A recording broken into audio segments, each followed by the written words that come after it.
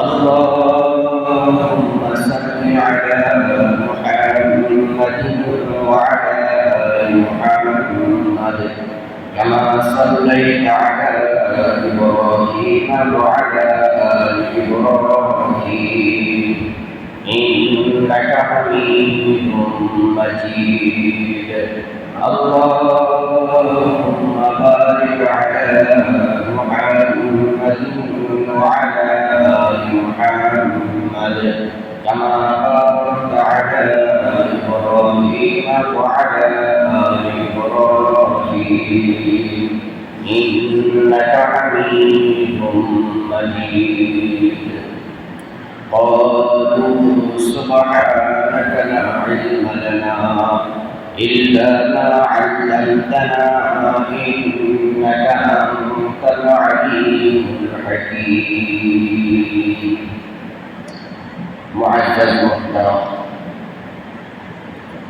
সম্মানিত মুসল্লিয়ান কিরাম, মহান আল্লাহ রাব্বুল আলামিনের দরবারে অসংখ্য অগণিত শুকর যে আল্লাহ রাব্বুল আলামিন দয়া করে, মায়া করে, মহব্বত করে, ভালোবেসে তার ঘরে সবার আগে এসে হাজিরা দেওয়ার তৌফিক আনায়াত করেছেন। এজন্য হৃদয়ের গহীন থেকে মহব্বতের সাথে একবার কালিমাতুর শুকর আদায় করে সবাই বলে আলহামদুলিল্লাহ। গত জুমা থেকে ধারাবাহিক একটা আলোচনা চলতেছিল। আল্লাহ রাব্বুল আলামিন বলেন,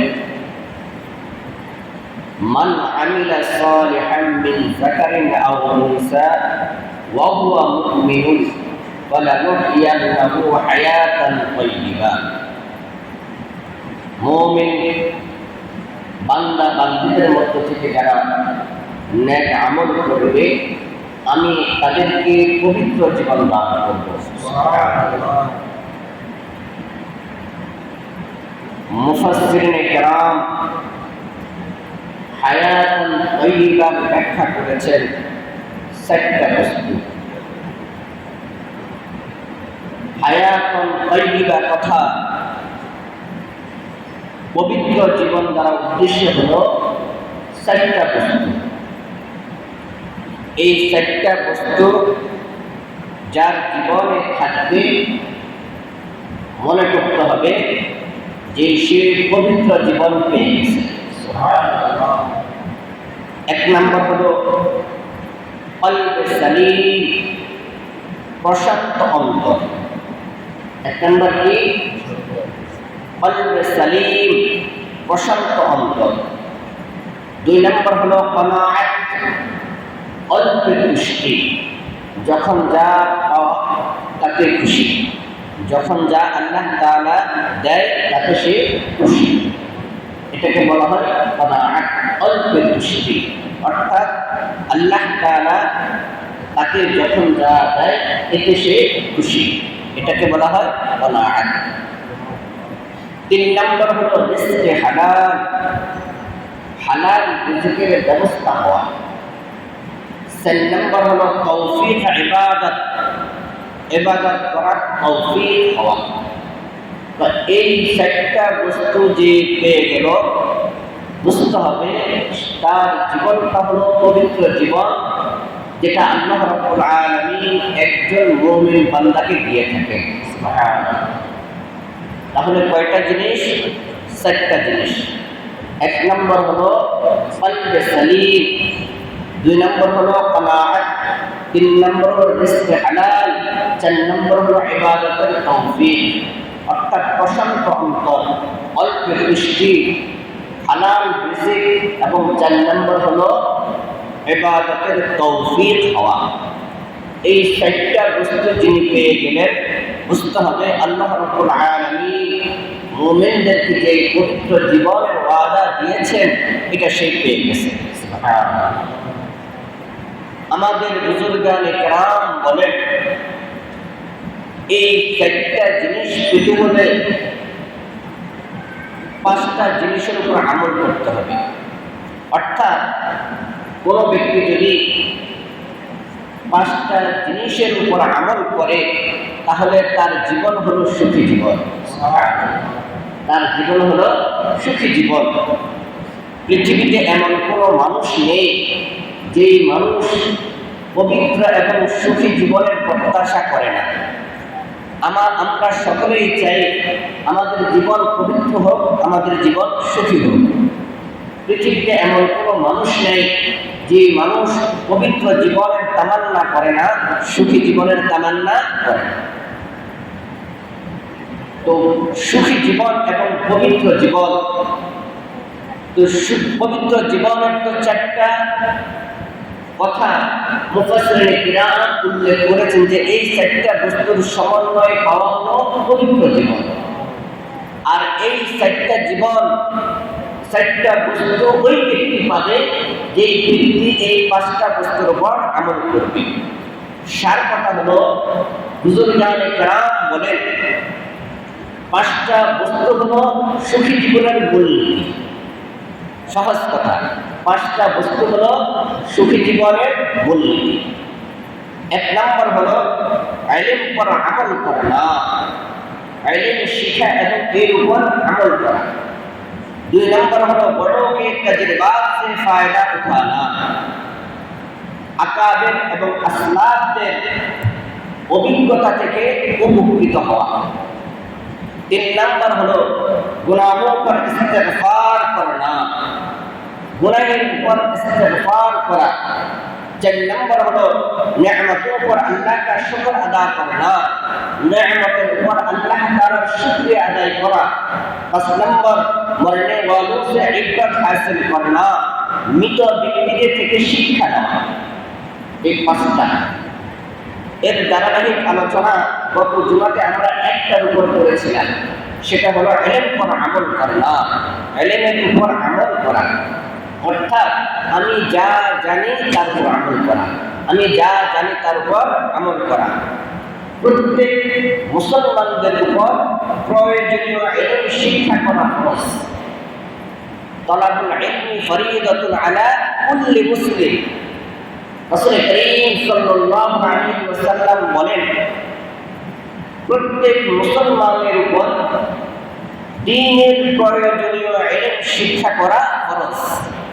আপনি আলেম হবেন এটা ইসলাম প্রত্যাশা করে না। প্রত্যেকে আলেম হওয়া দরকার নেই, প্রত্যেকে মুফতি হওয়ার দরকার নাই, প্রত্যেকে মুহাদ্দিস হওয়ার দরকার নাই।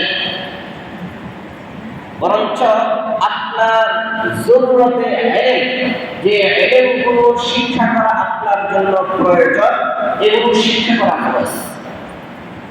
জরুরতে ইলম শিক্ষা করার পর এর উপর আমল করা, ইলমের উপর আমল করা। ধরুন আমাদের মধ্যে এমন কোন মুসলমান আছে যিনি জানেন না যে 5 ওয়াক্ত নামাজ ফরজ? এমন কোন ব্যক্তি আছেন যিনি জানেন না যে পবিত্র মাহ রমজানের চাঁদ উঠলে প্রাপ্ত বয়স্ক বালেগ নারী পুরুষের উপর রোজা ফরজ? কে জানেন না যে সুদ খাওয়া হারাম? কে জানেন না ঘুষ খাওয়া হারাম? কে জানে না চগলখড়ি করা হারাম? কে জানে না গীবত করা হারাম? কে জানে না? সবাই জানি, কিন্তু মানি না। এই জন্য আমাদের জীবন সুখের হয় না, এই জন্য আমাদের জীবন কি হয় না? সুখের হয় না। তো সুখের জীবনের জন্য 5টা মূলনীতির 1 নম্বর মূলনীতি হলো ইলম করা, আমল করা না। আমি যা জানি তার উপর আমল করা। আপনাকে বড় আলেম হওয়া শর্ত নয় সুখী জীবনের জন্য, বড় আলেম হওয়া শর্ত নয়, বড় মুহাদ্দিস হওয়া শর্ত নয়, বড় মুফতি হওয়া শর্ত নয়, বড় মুহাদ্দিস আলেম হওয়া শর্ত নয়। আপনি যতটুকু জানেন ততটুকুর উপর আমল করেন, বাস। একটা মূলনীতি। 2 নম্বর মূলনীতি হলো বড়কে তাজরিবাত সে ফায়দা উঠানা। আমাদের যারা বড়, ইলমের বড় যারা, আখিরাতের বড় যারা, তাদের সংস্রব থেকে, তাদের থেকে উপকৃত হওয়া। আমি তো প্রায় বলে থাকি যে উলামায়ে কেরামের সুহবতে গেলে মানুষের ভিতরে পরিবর্তন আসা আবশ্যক, পরিবর্তন আসবেই। উদাহরণস্বরূপ বলে থাকি, সাহাবায়ে কেরাম যে যুগে ছিলেন, আল্লাহ রাসূল যে যুগে রাসূল হিসেবে প্রেরিত হয়েছেন, ওই যুগটার নাম ছিল কি? আইয়ামে জাহিলিয়াত, অজ্ঞতার যুগ, বর্বরতার যুগ। বিশ্ব এর চেয়ে বর্বর পৃথিবী আর কখনো দেখে নাই, দেখবে না। পৃথিবী এর চেয়ে বর্বরতা আর কখনো দেখে নাই, দেখবে না। এত বর্বর ছিল ওই জাতি। এই বর্বর জাতির মানুষগুলো রাসূল করিম সাল্লাল্লাহু আলাইহি ওয়াসাল্লামের সুহবতে আসার পরে এমন সোনালী মানুষ হয়ে গেছেন, এর পরবর্তী যুগটাকে বলা হয় সোনালী যুগ। ওই সোনালী যুগ পৃথিবী কখনো দেখে নাই, আর দেখবেও না। সুবহানাল্লাহ। পৃথিবী এত সোনালী জীবন কখনো দেখে নাই, আর দেখবে না।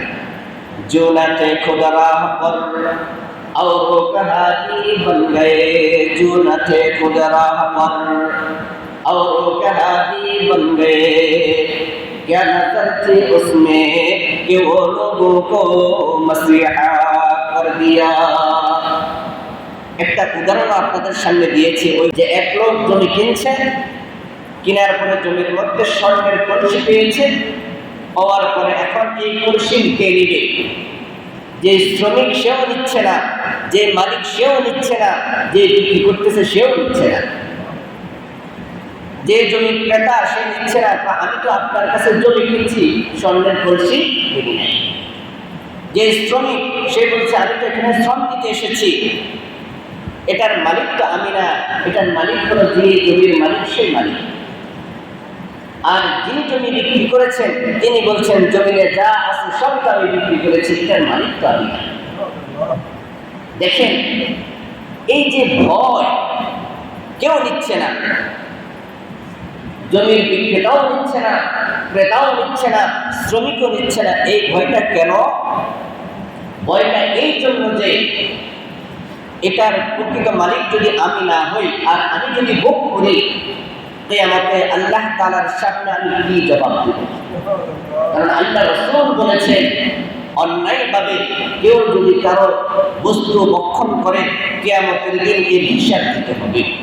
কেউ যদি কারো 1 ইঞ্চি জমি জবরদখল করে খায়, কিয়ামতের দিন 7তম জমি মাথায় নিয়ে তাকে দাঁড়িয়ে থাকতে হবে। দুনিয়ার বিচারে হয়তো 100 জন 200 জন মানুষ সামনে থাকে, 1000 2000 মানুষ জানে, 1 লক্ষ 2 লক্ষ মানুষ হয়তো তার বিচারের খবর জানে। কিন্তু আখিরাতে হিসাব যখন হবে, দুনিয়ার শুরু লগ্ন থেকে কিয়ামত পর্যন্ত যত মানুষ এসেছে, যত মানুষ আছে, যত মানুষ আসবে, সবার সামনে তার হিসাব হবে। সবাই জানবে দুনিয়ার জমিনে এই লোকটা মানুষের জমিন জবরদখল করে দখল করেছিল, জুলুম করে খেয়েছিল। এটা মানুষ দেখবে। সাহাবায়ে কেরাম, তাবিঈন, তাবিঈন এই ভয়ে আল্লাহ তাআলার আদালত আমি কেমনে দাঁড়াবো, শুধু এই ভয়ে জমির বিক্রেতাও নিচ্ছেন না, ক্রেতাও নিচ্ছেন না, শ্রমিকও নিচ্ছেন না। जो न थे खुद राह पर और वो कहानी बन गए, क्या नजर थी उसमें कि वो लोगों को मसीहा कर दिया। সাহাবায়ে কেরাম রাসূল করিম সাল্লাল্লাহু আলাইহি ওয়াসাল্লামের সুহবতে আসার কারণে তাদের জীবন পরিবর্তন হয়ে গেছে। এজন্য উলামায়ে কেরামের সুহবতে আসলে আপনার জীবনও পরিবর্তন হতে বাধ্য। আগুনের কাছে গেলে তাপ লাগবে, আগুনের কাছে গেলে কি লাগবে? তাপ লাগবে। সারা বিশ্বের মধ্যে এখন একটাই ষড়যন্ত্র চলতেছে, কিভাবে উলামায়ে কেরাম থেকে সাধারণ মানুষকে দূরে সরানো যায়, কিভাবে বুজুর্গ আলেম থেকে সাধারণ মানুষকে সরানো যায়। তখনই শয়তান ধোঁকা দেওয়া সহজ হয়। আল্লাহ রাসূল মিশকাত শরীফের হাদিস, আল্লাহ রাসূল দৃষ্টান্ত স্বরূপ বলেছেন যে দেখো, ছাগলের যখন পাল একসাথে থাকে, হরিণের পাল যখন একসাথে থাকে, তখন বাঘে আক্রমণ করে না। বাঘ দুধ পেতে থাকে, কখন পাল থেকে দিয়ে একটা বকরি দিয়ে একটা ছাগল বিচ্ছিন্ন হয়ে যাবে, যখনই বিচ্ছিন্ন হয় তখনই ওই বাঘ তার উপর আক্রমণ করে। ঠিক তদ্রূপভাবে যখন মানুষ ওলামায়ে কেরামের সাথে মিশে থাকবে, শয়তান কখনো তাকে ধোঁকা দিতে পারে না। যখন ওলামায়ে কেরাম থেকে মানুষ বিচ্ছিন্ন হয়ে যায়, তখন শয়তান ধোঁকা দেওয়া সহজ। এই জন্য বিশ্বব্যাপী ষড়যন্ত্র চলতেছে কিভাবে ওলামায়ে কেরাম থেকে সাধারণ মানুষকে দূরে সরানো যায়। এই জন্য বিভিন্ন সময় বিভিন্নভাবে আলেম ওলামাদের উপর বিভিন্ন প্রচারণা করা হয়। তো সুখী জীবনের 2 নম্বর মূলনীতি হলো ওলামায়ে কেরাম এবং বুজুর্গ এবং বড়দের সুন্নাত থেকে তাদের থেকে উপকৃত হওয়া, তাদের থেকে জীবন থেকে শিক্ষা নেওয়া। এই জন্য আমাদের বুজুর্গানে কেরাম বলেন, তুমি প্রতিদিন শোয়ার আগে যে কোনো একজন বুজুর্গের জীবনী থেকে একটা ঘটনা হলো পড়ো, যে কোনো একজন বুজুর্গের জীবনে থেকে একটা ঘটনা হলো পড়ে মা, দেখবা তোমার জীবনের মধ্যে পরিবর্তন আসবেই। তুমি 41 দিন এই আমলটা করে দেখো, দেখবা তোমার 41 দিন আগের জিন্দেগি 41 দিন পরের জিন্দেগির মধ্যে আকাশ পাতাল ব্যবধান হয়ে যাবে। তাহলে সুখী জীবনের 2 নম্বর মূলনীতি হলো আমাদের যারা দ্বীনের বড়, তাদের সংসদে থাকা, তাদের থেকে উপকৃত। 3 নম্বর হলো গুনাহোं पर इस्तिगफार करना, গুনাহ হয়ে গেলে সাথে সাথে তওবা করা, গুনাহ হয়ে গেলে সাথে সাথে তওবা করা। আপনি 1000টা গুনাহ করেন, আল্লাহ রাসূল বলেন তোমার গুনাহ যদি এমন হয় যে সমুদ্রের বেনা পরিমাণ, কি পরিমাণ? সমুদ্রের বেনা পরিমাণ যদি তোমার গুনাহ হয়, আর যদি তুমি ইস্তিগফার করো, আল্লাহ তাআলা সব গুনাহগুলো মাফ করে দিবেন। শুধু মাফ করে খেলতে হবে না, আল্লাহ তাআলা এই গুনাহের জায়গাগুলোকে নেকি দিয়ে ভরে দিবেন।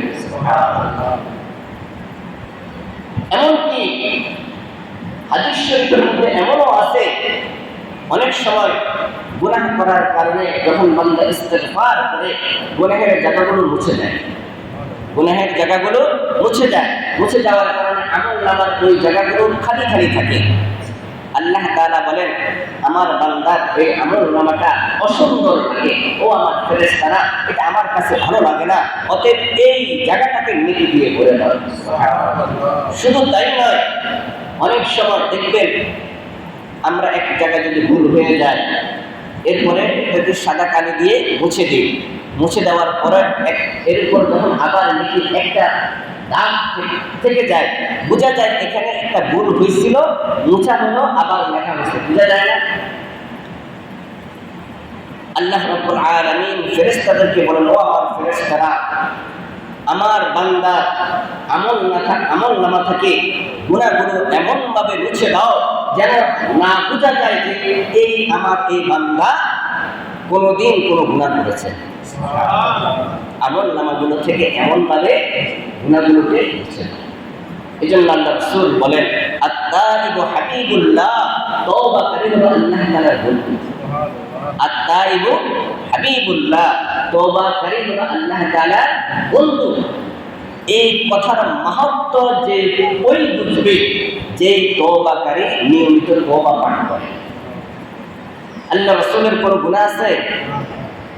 আল্লাহ রাসূল এমন মানুষ ছিলেন যার আগে পরে সকল গুনাহ মাফ, কোনো গুনাহ নেই, মাসুম, নিষ্পাপ। কিন্তু তারপরেও আল্লাহ রাসূল বলেন, আমি প্রতিদিন 100 বারের উপর ইস্তিগফার করি। সুবহানাল্লাহ, 100 বারের উপর কি করি? ইস্তিগফার করি। আবু দাউদ শরীফে একটা হাদিস আছে, হযরত আব্দুল্লাহ ইবনে আব্বাস রাদিয়াল্লাহু তাআলা আনহু থেকে বর্ণিত, তিনি বলেন, মান লাজিমাল ইস্তিগফার, যে ব্যক্তি ইস্তিগফারকে লাজিম করে নেয়, আল্লাহ তাআলা তাকে 3টা পুরস্কার দিবেন। কয়টা পুরস্কার? অনেকগুলো পুরস্কার আছে, আমরা সেটা বলবো না, বলতে গেলে অনেক সময়ের দরকার। শুধু আবু দাউদ শরীফের যে 3টা পুরস্কারের কথা বলছে আমি সেটাই বলি। আব্দুল্লাহ ইবনে আব্বাস রাদিয়াল্লাহু তাআলা আনহু থেকে হাদিস আবু দাউদ শরীফে বর্ণিত আছে, আল্লাহ রাসূল বলেন, মান লাজিমাল ইস্তিগফার, যে ব্যক্তি ইস্তিগফারকে লাজিম করে নেয়, আল্লাহ তাআলা তাকে 3টা পুরস্কার দিবেন। 1 নম্বর পুরস্কার, জাআলাল্লাহু লাহু মিন কুল্লি যিকিন মাখরাজা, আল্লাহ তাআলা তার জীবন থেকে সংকীর্ণতা দূর করে দিবেন। সুবহানাল্লাহ। তার জীবন থেকে সংকীর্ণতা দূর করে দেবেন। 2 নম্বর অমিন কুল্লি হাম্মিন ফারজা, আল্লাহ তাআলা তার সকল পেরেশানি দূর করে দেবেন, সকল পেরেশানি দূর করে দেবেন। 3 নম্বর হলো ওয়ারাযাকাহু মিন হাইসু লা ইয়াহতাসিব, আল্লাহ তাআলা তার এমন জায়গা থেকে রিজিকের ব্যবস্থা করবেন যেটা সে কোনোদিন কল্পনা করে নাই। সুবহানাল্লাহ। যে ব্যক্তি ইস্তিগফারকে লাজিম করে নেবে, আল্লাহ তাআলা তাকে 3টা পুরস্কার দিবেন। 1 নম্বর পুরস্কার হলো তার জীবন থেকে সংকীর্ণতা দূর করে দিবেন। 2 নম্বর হলো জীবন থেকে সকল পেরেশানি দূর করে দিবেন। 3 নম্বর হলো এমন জায়গা থেকে রিজিকের ব্যবস্থা করবেন যেটা সে কোনোদিন কল্পনা করে নাই। প্রসঙ্গগত আপনাদেরকে আরো 4টা আমল শিখাই দিই। যদি জীবনের মধ্যে এই 4টা আমল নিয়মিত করতে পারেন, দেখবেন আপনার জীবনের মধ্যে প্রশস্ততা আসতেই থাকবে, এর কোনো আর শেষ হবে না। উদাহরণস্বরূপ বলি, যখন আপনি নদীর স্রোতে পানি আসে, পানি আসার সময় যদি একটা পান দিয়ে রাখেন, পানিগুলো জমতে থাকে, আর যখন পানটা ছেড়ে দেন পানিগুলো কেমন স্রোতের মতো আসে, এখানে আর পান দেওয়া যায় না। ঠিক আপনি যদি এই 4টা আমল নিয়মিত করতে থাকেন, আপনার জীবনের মধ্যে বরকত এরকম স্রোতের মতো আসবে। 1 নাম্বার, বেশি বেশি করে ইস্তিগফার, আস্তাগফিরুল্লাহ আস্তাগফিরুল্লাহ আস্তাগফিরুল্লাহ, এটা লাজিম বানায় নেবেন। 2 নম্বর হলো বেশি বেশি করে দুরূদ শরীফ সাল্লাল্লাহু আলাইহি ওয়াসাল্লাম, সাল্লাল্লাহু আলাইহি ওয়াসাল্লাম, সবচেয়ে বড় দুরূদ সাল্লাল্লাহু আলাইহি ওয়াসাল্লাম। 3 নম্বর, লা হাওলা ওয়ালা কুওয়াতা ইল্লা বিল্লাহ, লা হাওলা ওয়ালা কুওয়াতা ইল্লা বিল্লাহ। আল্লাহ রাসূল বলেন এটা হলো আসমান এবং জমিনের খাজানা। লা হাওলা ওয়ালা কুওয়াতা ইল্লা বিল্লাহ, আসমান জমিনের খাজানা। 4 নম্বর হলো লা ইলাহা ইল্লা আনতা সুবহানাকা ইন্নী কুনতু মিনাল যালিমিন। এই আমলটাকে যে ব্যক্তি নিয়মিত করবে, আল্লাহ রাসূল বলেন আল্লাহ তাআলা তাকে মুস্তাজিবুদ দাওয়া বানায় দিবেন। অর্থাৎ সে যখন আল্লাহ তাআলার কাছে যা দোয়া করবে তাই কবুল হয়ে যাবে। সুবহানাল্লাহ। এটাকে বলা হয় মুস্তাজিবুদ দাওয়া। 4টা আমল, এই 4টা আমল নিজের জীবনের মধ্যে লাজিম করে নেন, তাহলে দেখবেন স্রোতের মতো আপনার জীবনের মধ্যে বরকত আসবে। সুবহানাল্লাহ। 1 নম্বর কি ইস্তিগফার, 2 নম্বর দুরূদ শরীফ, 3 নম্বর লা হাওলা ওয়ালা কুওয়াতা ইল্লা বিল্লাহ, 4 নম্বর লা ইলাহা ইল্লা আনতা সুবহানাকা ইন্নী কুনতু মিনাল যালিমিন। মনে থাকবে ইনশাআল্লাহ।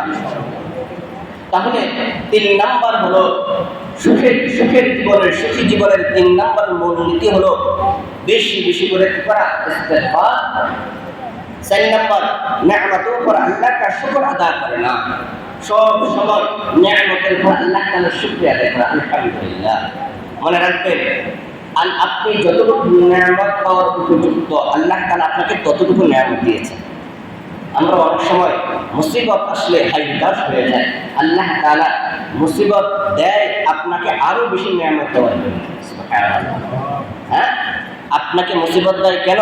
আরো বেশি নিয়ামত দেওয়ার জন্য। এর জন্য আমি আপনাকে একটা উদাহরণ দিই বুঝার জন্য। আপনি যদি সুগন্ধি আনেন, আতর আনেন, তা আতর আনতে গেলে প্রথমে আপনি পরিশ্রম করে আতরটা আনতে হবে। আনার পরে আপনি যে পাত্রের মধ্যে রাখবেন, এই পাত্রকে ভালো করে ধুয়ে মুছে পরিষ্কার করে কি করে রোদের মধ্যে শুকিয়ে দেন, উপর করে, যেন এর ভিতরে কোনো প্রকার কোনো পানি জমা না থাকে। উপর করে আপনি রোদের মধ্যে শুকিয়ে দেন।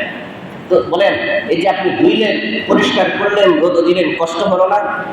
কষ্টের পরে আপনার এই পাত্রের ভিতরে সুগন্ধি রাখা হয়, তখন ওই সুগন্ধিটা দীর্ঘদিন থেকে আর নষ্ট হয় না।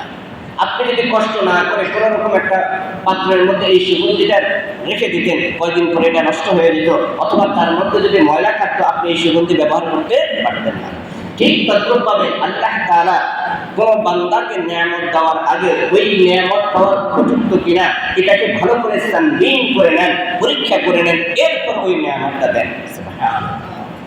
আগে ওই পাত্রটাকে পরিষ্কার করেন, ধুয়ে মুছে পরিষ্কার করেন, ভালো করে সানবিন করেন, পরীক্ষা করেন, করার পর যদি দেখেন না এখন নিয়ামত পাওয়ার উপযুক্ত, তখন আল্লাহ তাআলা নিয়ামত দেন। যদি দেখেন নিয়ামত পাওয়ার উপযুক্ত নয়, হাই হুতাশ করে, আল্লাহ তাআলা তাকে নিয়ামত দেন না। আপনারা জানেন একজন ব্যক্তি আলেম হওয়া কত কঠিন। আমরা তো আলেমদের সমালোচনা করি, একজন ব্যক্তি আলেম হওয়া এবং দ্বীনের খেদমত করা কতটা কঠিন, এটা একজন আলেম না হলে আপনি কখনো বুঝবেন না।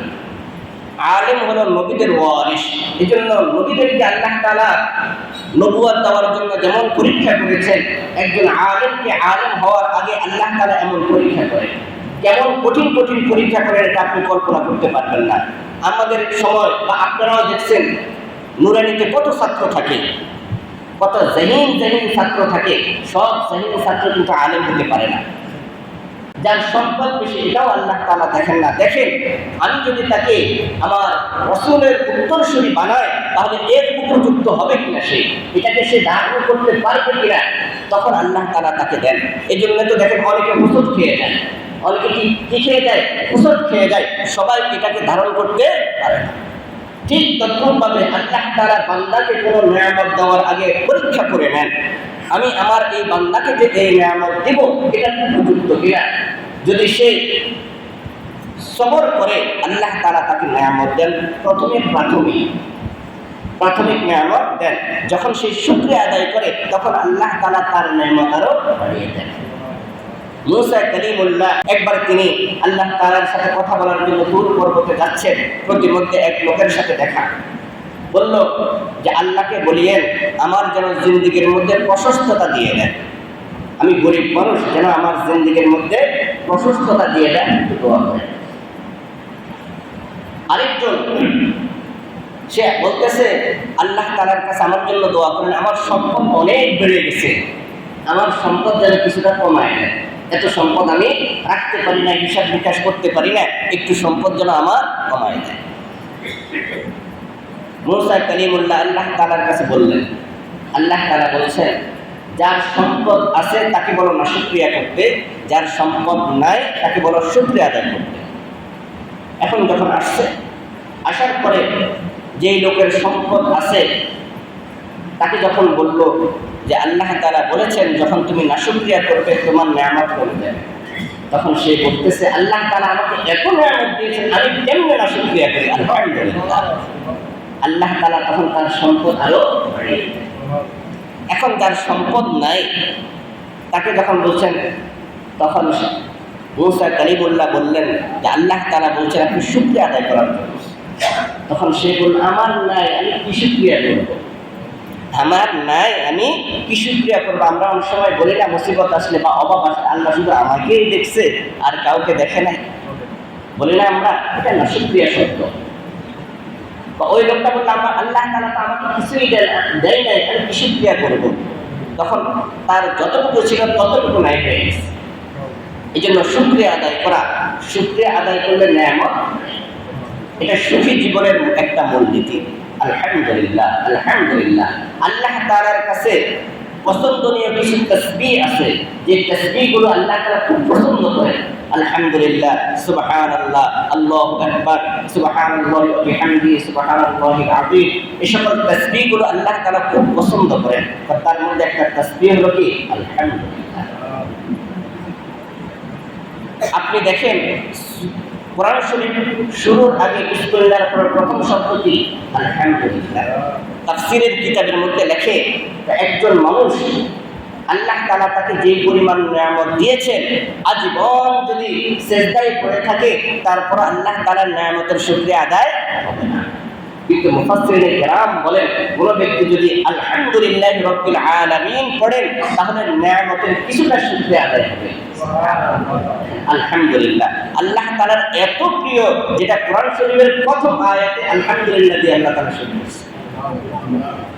এই জন্য বেশি বেশি করে শুকরিয়া আদায় করা। আর এটা ফায়দা কি? একটা হলো নিয়ামত বাড়বে, আরেকটা ফায়দা হলো মুসলিম শরীফের হাদিস, আল্লাহ রাসূল বলেন যে ব্যক্তি প্রতিদিন সুবহানাল্লাহ আলহামদুলিল্লাহ এটা বলবে, তো আসমান এবং জমিনের মাঝে যেই পরিমাণ খালি জায়গা আছে এই পরিমাণ আল্লাহ তাআলা নেকি দিয়ে ভরে দেবেন। শুধু তাই নয়, তো এটা মিজানের পাল্লাকে ভারী করে দেয়।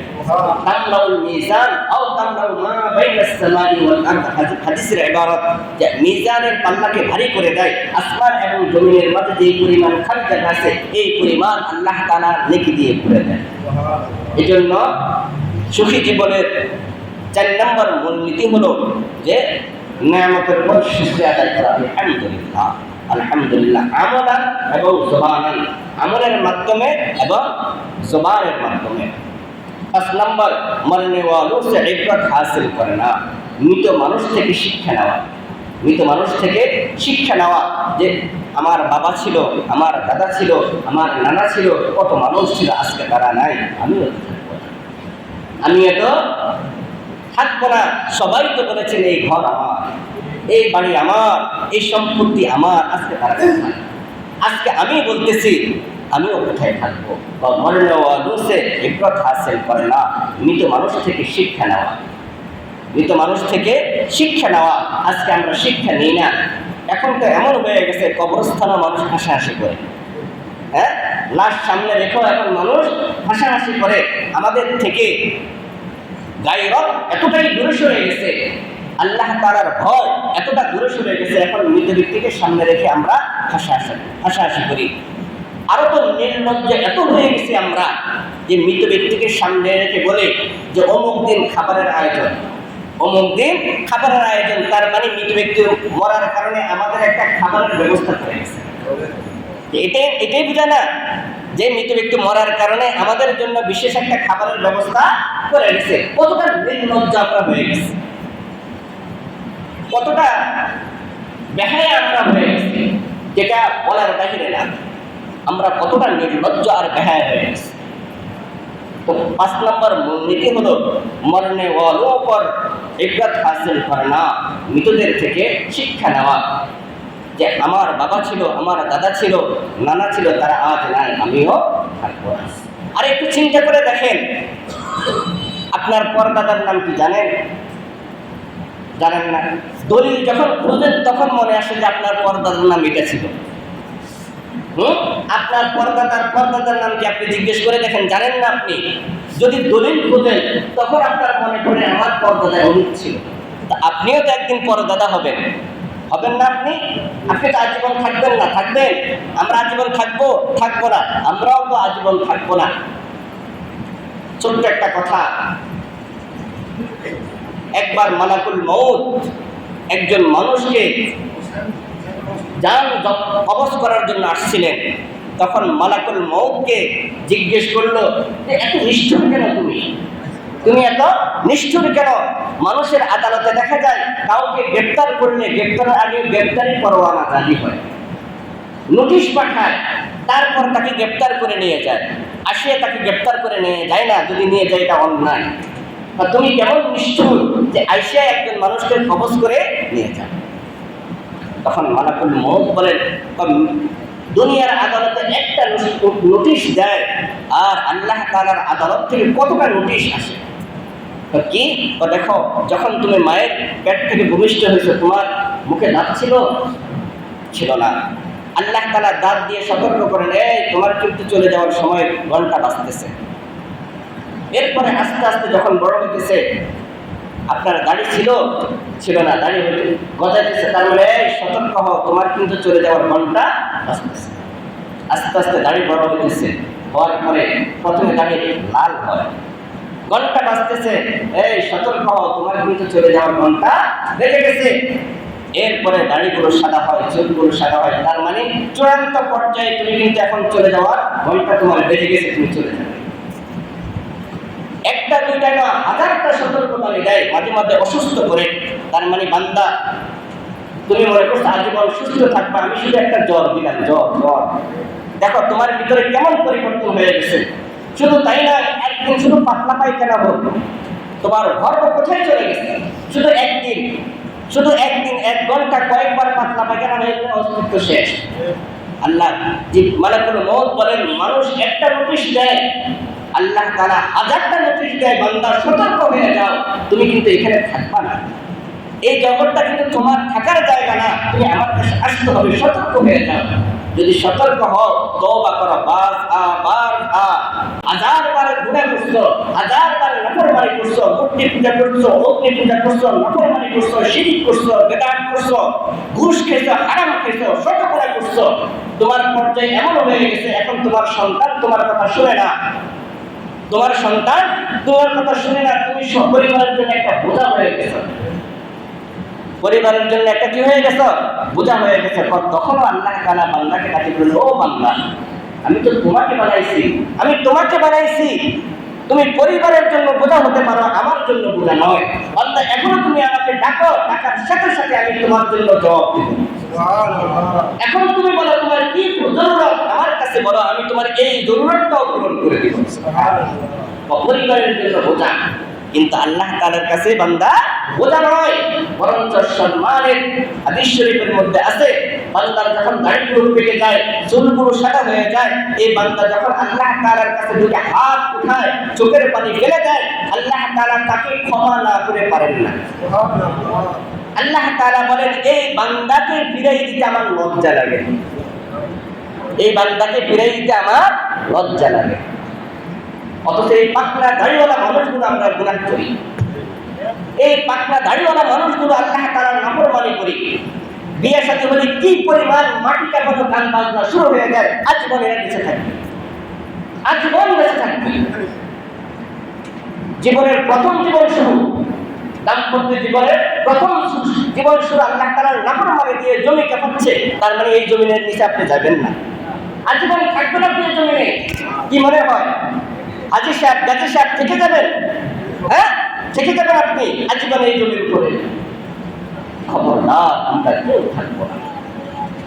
মরনে ওয়ালো সে ইবরাত হাসিল করনা, মৃত মানুষ থেকে শিক্ষা নেওয়া, আমরা শিক্ষা নিই না। এই জন্য আমাদের জীবন সুখের না। সুখের জীবনের কয়টা মূলনীতি? 5টা মূলনীতি।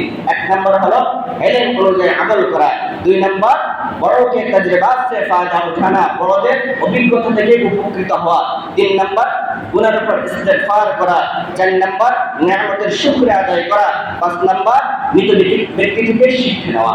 আল্লাহ তাআলা আমাদের সকলকে আমল করার তৌফিক এনায়েত করুন। সবাই বলেন আমিন।